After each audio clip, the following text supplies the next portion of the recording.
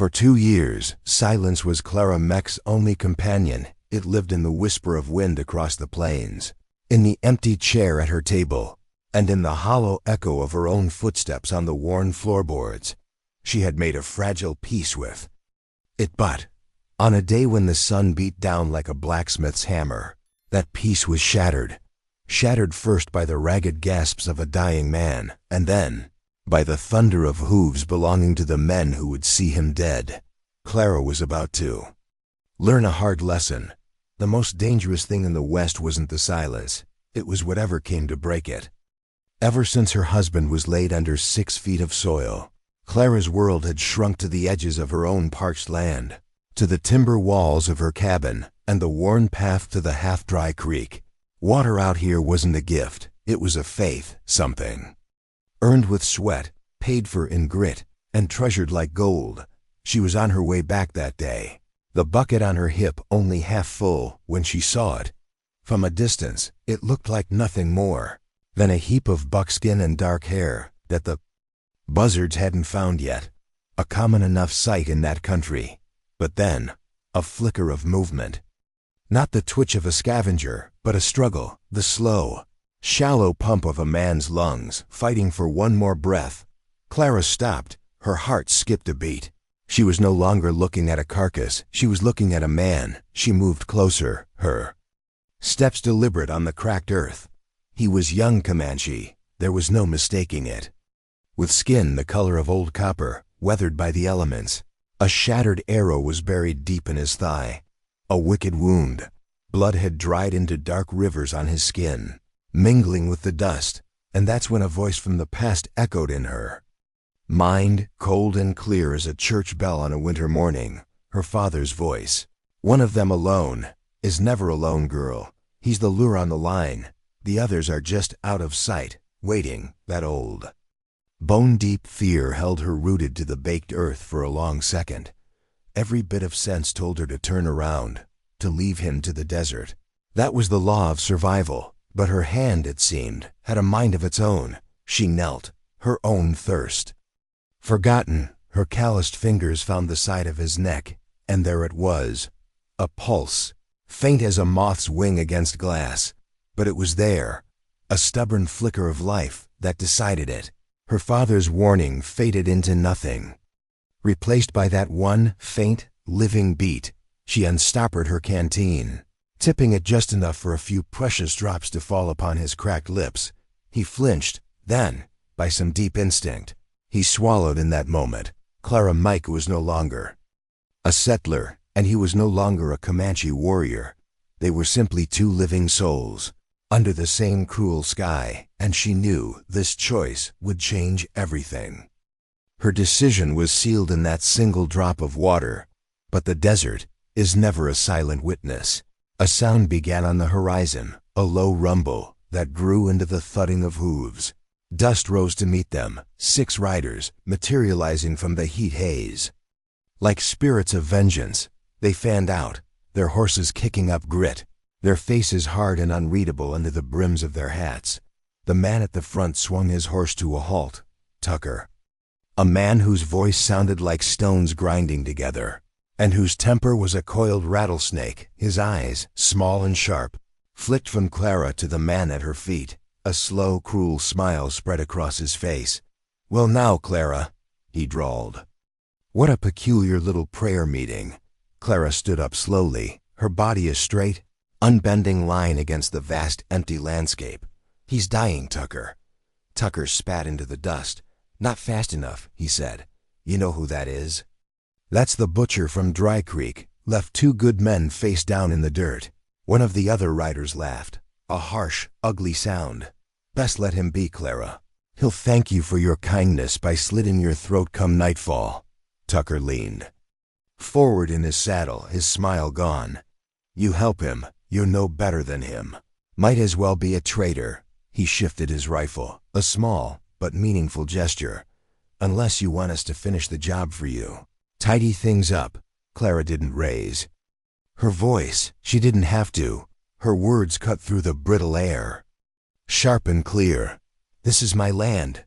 She took a step forward.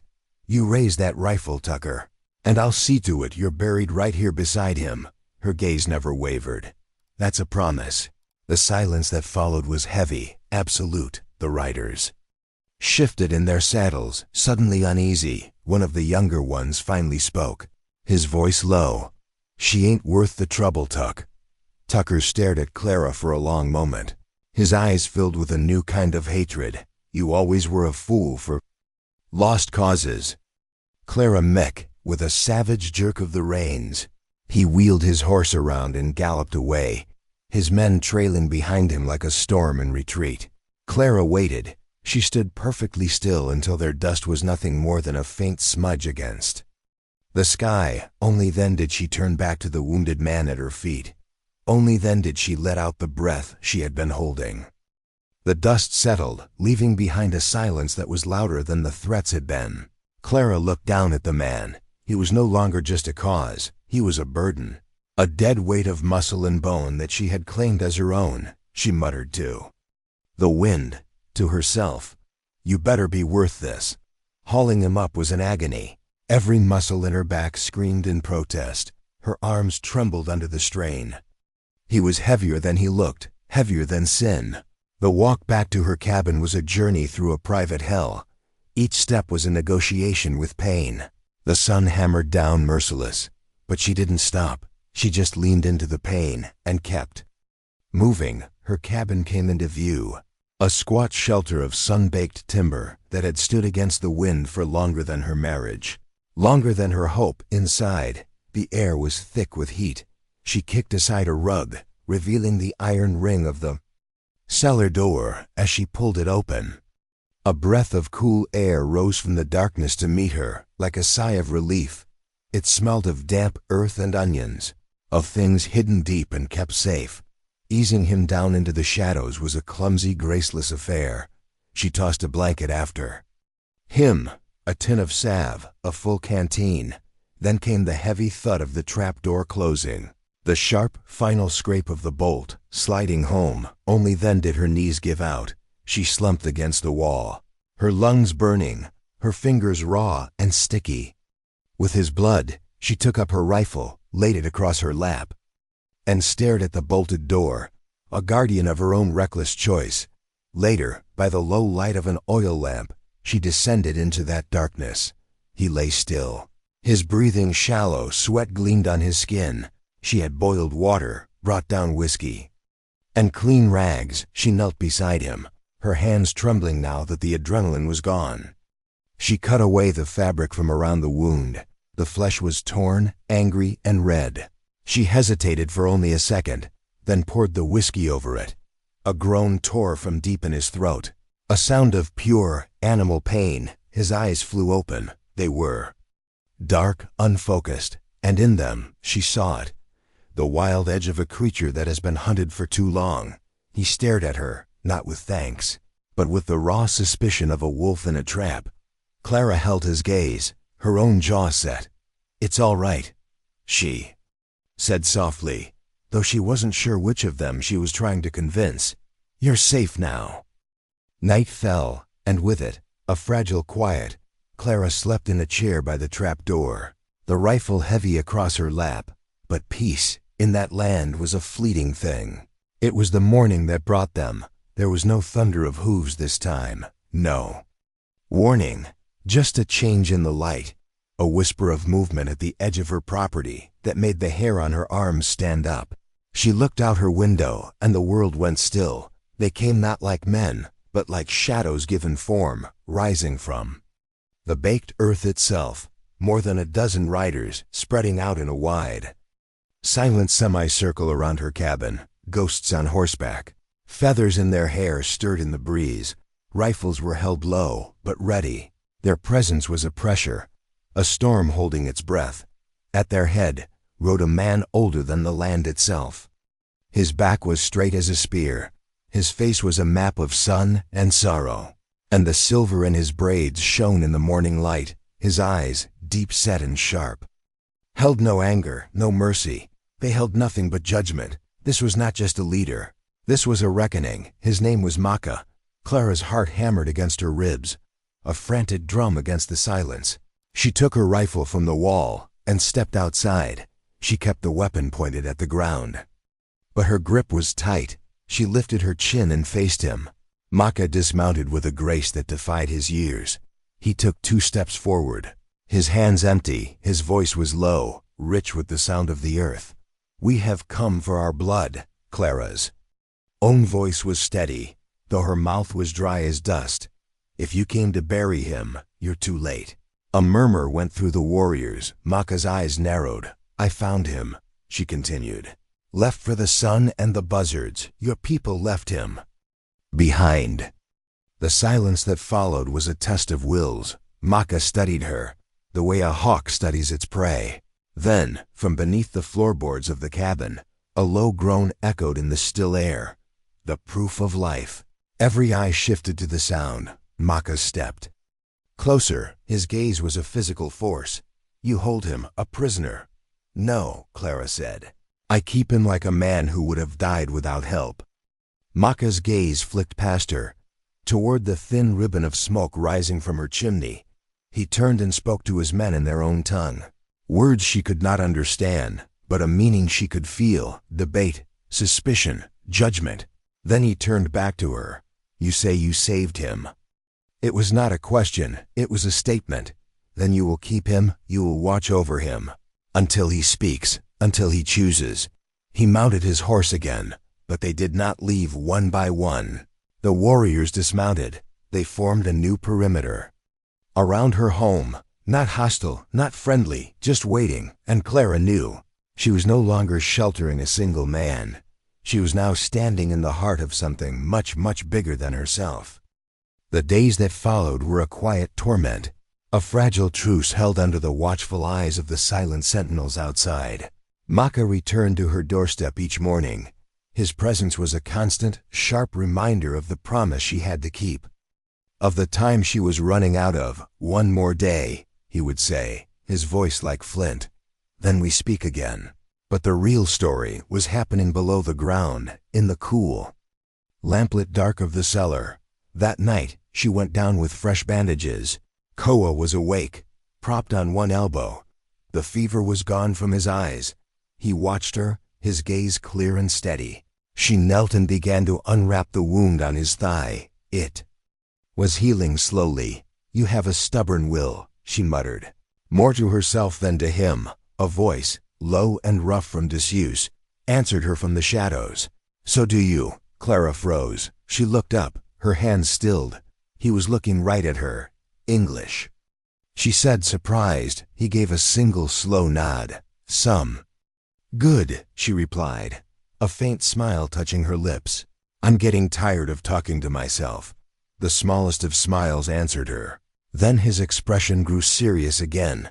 His gaze searched her face. "Why?" he asked. The word hung in the air. Between them, simple, heavy, Clara sat back on her heels. "Why save you?" He just watched her, waiting. She ran a hand through her hair. A tired gesture. "You were dying," she said at last. "That was enough." "That's simple," he stated, his eyes still searching hers for the real answer. "No," she admitted with a sigh. "It's not simple." She looked away, at the stone walls of the cellar. "My husband, he was killed 5 years ago. A skirmish over cattle. One of those fights where everyone thinks they're right. And everyone ends up bleeding." She met his gaze again. "For a long time, I believed the world was made of good men and bad men, ours and theirs. Now, I think we're all just guessing our way through the dark." He was quiet for a long time, processing her words. Then he said, his voice soft but clear, "I am not the man who killed your husband." The words struck her with the force of a physical blow, and in the silence that followed, she realized the truth of her own heart. "I know," she whispered, and she did. The space between them was no longer filled with suspicion or debt. It was filled with something else, something quiet and true. A fragile understanding, forged in blood and dust, and whispered words in the dark. The quiet understanding in the cellar was a candle flame, and outside, the storm was about to break. It started as a tremor on the horizon, a pillar of dust rising against the hard blue sky. Clara saw it first. Her heart went cold. They were back. This time, they didn't ride. They thundered. A tide of violence that crashed into her yard, led by Tucker, his face red with sweat and fury. "Well, I'll be," he sneered, his voice carrying over the noise. The traitor queen, still holding court. His eyes were full of a venomous glee. "Tell me, Clara, you his woman yet? Or are you just keeping him warm till his brothers come to cut your throat?" Ugly laughter followed from his men. Clara said nothing. She simply stepped out onto her porch, rifle in hand. "Leave Tucker, now." "I don't think so," he said, his smile dropping. "We're here to collect what's ours," as if in answer to his words. A movement came from the trees behind him, from the brush beside the barn. From the shadows everywhere, Maka's warriors emerged, silent as ghosts, rifles raised, forming a second, wider circle around Tucker's men. The hunters had just become the hunted. Tucker stiffened, his eyes darting around. The air grew thick, tight as a wire. "You really picked your side, didn't you?" He spat at Clara. Her voice was ice. "I didn't pick a side. I chose to save a life. You came here to spill blood." Tucker's hand twitched, dropping toward his holster. But before he could draw, Clara's rifle was at her shoulder. "Try it." For a long, painful second, the world held its breath. Then a shot cracked through the stillness, and the world erupted. Gunfire and shouting tore the air apart. Horses screamed. Clara dropped behind a woodpile. The rifle pressed tight against her shoulder. Return fire splintered the wood above her. Head, she saw a settler break from the trees, his rifle leveled at the cabin doorway. Where Koa stood, pale but upright, Clara rose, fired without thinking. The man spun and fell. She stood frozen for a half-second. Smoke curling from her barrel. There was no going back. Not now. Another shot rang out. Closer this time. Pain, white-hot and sharp, lanced across her arm. She cried out, stumbling into the dust. Before she could rise, a shadow was moving beside her. Koa. He was crawling toward her, dragging his wounded leg, his face a mask of pain and effort. His arm was outstretched, not to help her up, but for her rifle. Their eyes met. She understood. She handed him the weapon. Together, they pressed against the wall of the cabin. A single desperate unit. He loaded and fired.